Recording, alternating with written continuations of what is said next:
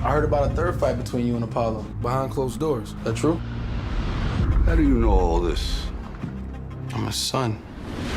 Rocky's story is pretty much done. And now it's a new idea, a concept I never even considered. It's about a rebirth of Rocky and this new character, Adonis Creed, a whole other generation. We all thought it was finished. Little did I know that there was a young man up in Oakland, California, that had an idea for a spinoff of Rocky that would create a whole new audience and continue on Rocky, but in a different way. How I got into this movie was through my father. My father's a massive Rocky fan. He can repeat all of the lines, line for line. He's not real close, and I was an athlete growing up.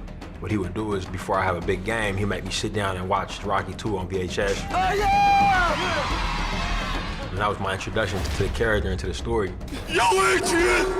Adrian! Years later, after I moved down to LA and met Sly, kind of pitched him the idea in the room, and I could tell he was kind of looking at me like, man, this kid's crazy, you know what I mean? I thought, how interesting that someone of this generation would like a story that started 2 generations ago. So then I started to become very intrigued. So you're gonna leave me too?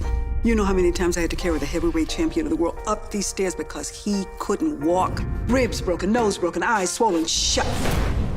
Carl Weathers did such an incredible job with Apollo Creed, and it's an honor to be a part of the process and part of his legacy. And for Sly to take those characters that he created and entrusted in this next generation of filmmakers is pretty breathtaking. Your father was special. To tell you the truth, I don't know if you're special. Only you're gonna know that when the time is right. Ryan was able to honor that tradition, but also tell a new story from his point of view. What are you afraid of? I'm afraid of taking on a name and losing.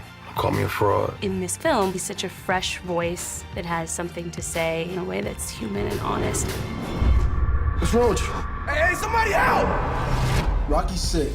If I break, I ain't gonna fix it. It's a very classic underdog story. The character is very relatable. There's a familiarity to him. You sitting there crying about nobody's around for you. I'm here for you every day. I'm standing right in front of you. So if I fight, you fight. It just goes to show the quality, of work Sly did 40 years ago. It's still relevant today, and it will be in another 40 years. No one could have ever planned this, but I'm sort of grateful for it. A great fighter once said,